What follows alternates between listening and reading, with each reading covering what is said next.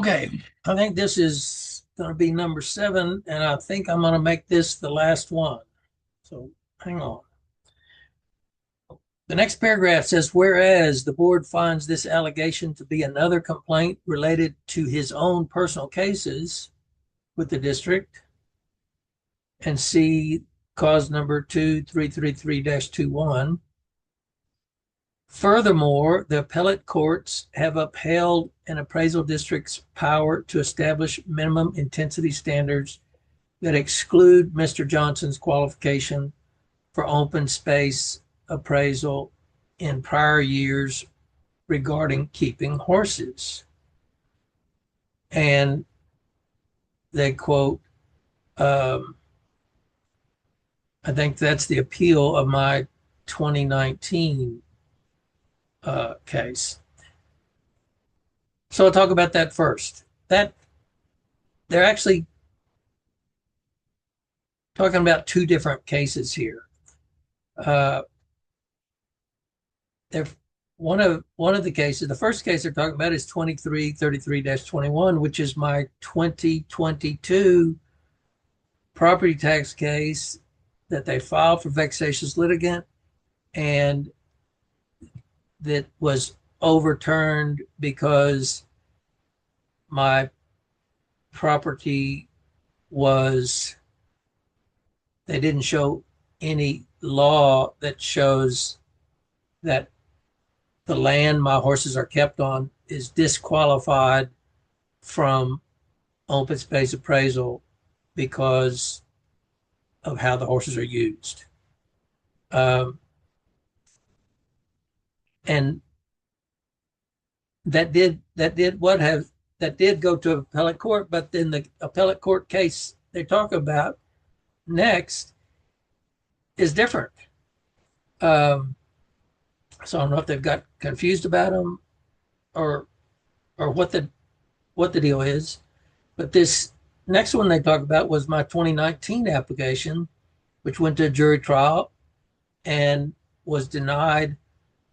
But the denial in that case was only for current principal use, not for degree of intensity. And they said here that the appellate courts have upheld an appraisal district's power to establish minimum intensity standards in prior years and base it on my 2019 case. Well, I showed the denial in my 2019 case, which is not for degree of intensity. It says, we do not feel the above referenced property is currently devoted principally to agricultural use, period. There is no mention of degree of intensity, and they say in this censure document that it excludes the courts have upheld to establish minimum intensity standards that exclude my qualification for open space appraisal in prior years. Minimum degree, there is no degree of intensity requirement for the prior years. The degree of intensity is only for the current years. So what they're saying there is just meaningless. Anyhow, we go on. Whereas on February 7th, 2025, Paul Johnson posted a YouTube video titled Senator Betancourt's Cover-Up, What's Really Going On?, where Paul Johnson alleges that the chief appraiser had no legal authority to create a new land classification for beekeeping. However, the chief appraiser has the duty and authority to create a land classification system covering each type of agricultural land typical in the appraisal district. According to page 22 of the Texas Comptroller's Manual for Appraisal Agricultural Land, some counties may have to add classes and might, for example, need to develop a class for unusual or intensive land uses.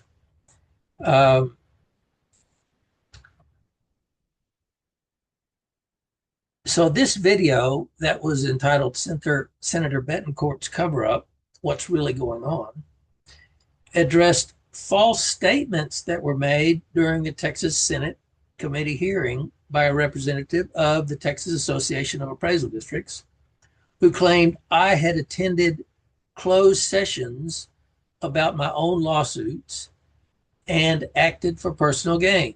Those claims are false.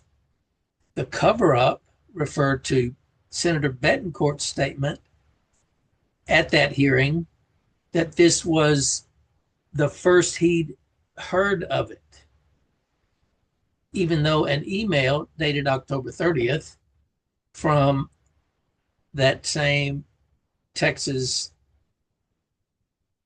appraisal,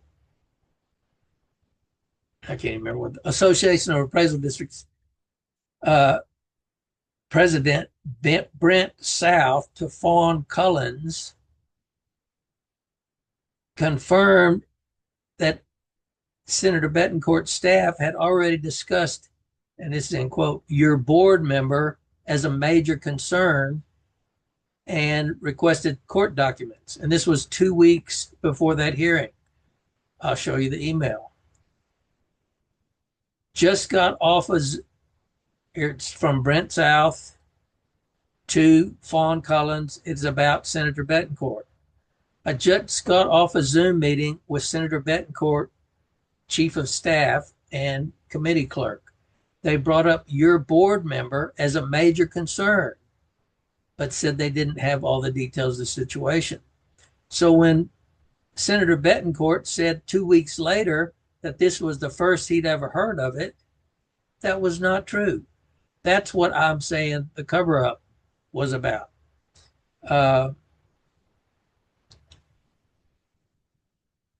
So my separate statement that the chief appraiser had no authority to create a new beekeeping land classification is also correct.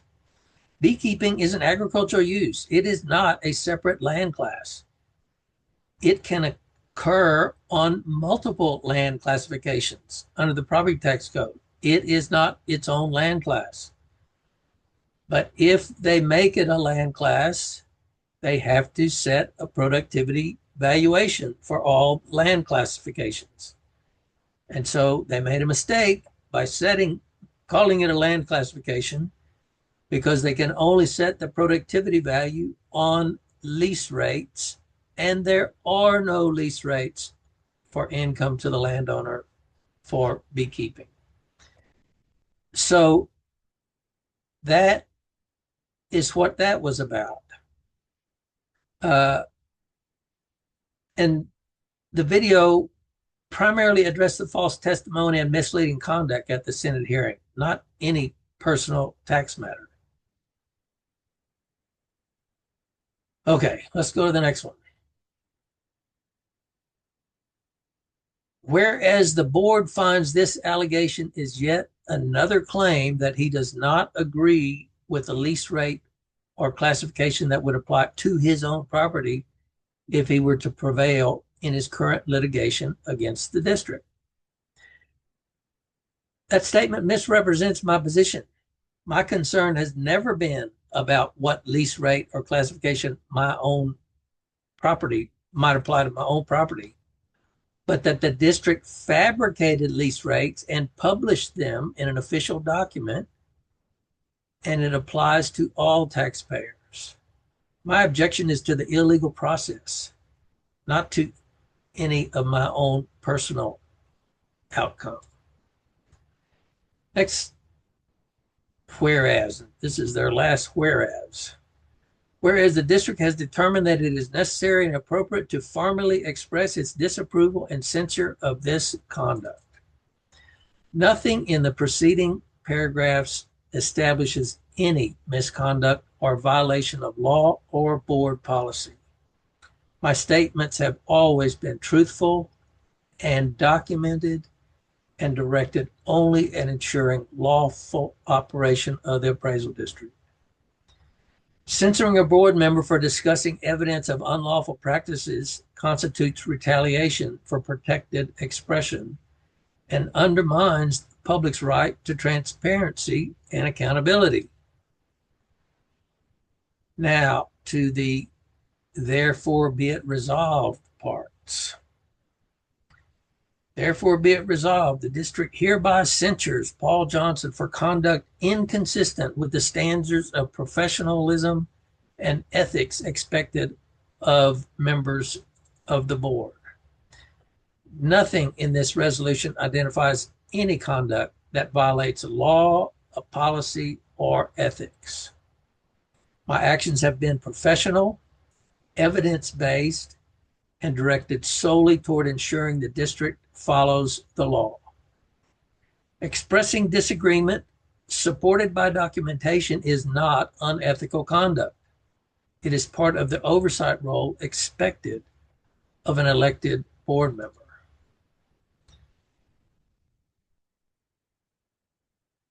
Then they say, be it further resolved, the board specifically disapproves of Paul Johnson's use of inflammatory and dangerous language whenever Paul decides that he merely does not agree with evaluation or use determination, especially those that relate to his own property.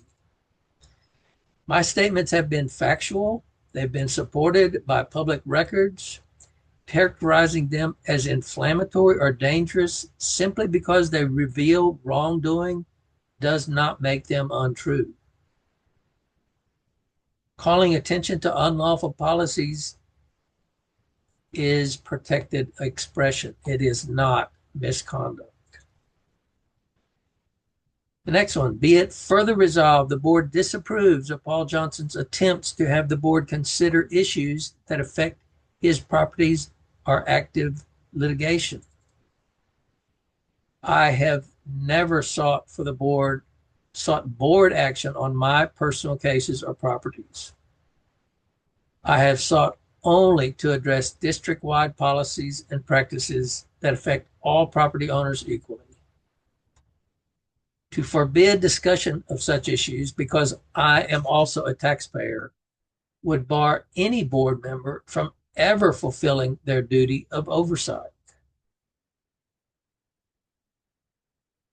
Actually, the last one.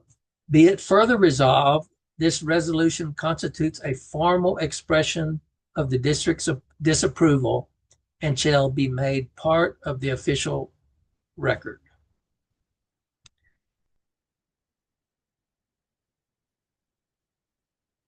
What this resolution actually constitutes is a list of board members who are willing to put their names to a document filled with false allegations, apparently intended to discourage public discussion of the appraisal district's actions that may not comply with the law. I would be embarrassed to sign or support any document whose purpose is to prevent the public from learning about possible wrongdoing at the appraisal district. I did not vote for it. 2 members were absent, but those who voted in favor were Ellen Owens, who proposed and drafted the resolution, David Redd, the chairman, David Glass, the secretary, Michelle Gertner, John Sabal, and Justin Besner. Each of these individuals holds public office by election or through appointment by other taxing entities. Voters and taxpayers should be aware of who supported this action so they can hold their representatives accountable through ordinary public process. The only way to ensure transparency and lawful conduct is for citizens to stay informed and to participate in choosing those who represent them at every level of local government. So this censure is based on false and misleading statements and seeks to punish a board member for speaking truthfully about the appraisal district's legal obligations.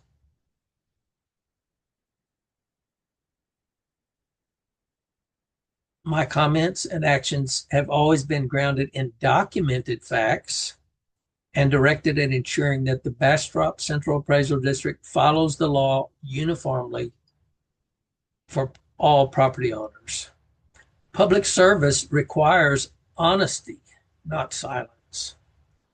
The public has a right to know when their government is not acting in accordance with the law, and elected officials have a duty to speak up when that occurs. I will continue to fulfill that duty regardless of efforts to discourage lawful and transparent discussion. Well, that's my response to their resolution to censure me.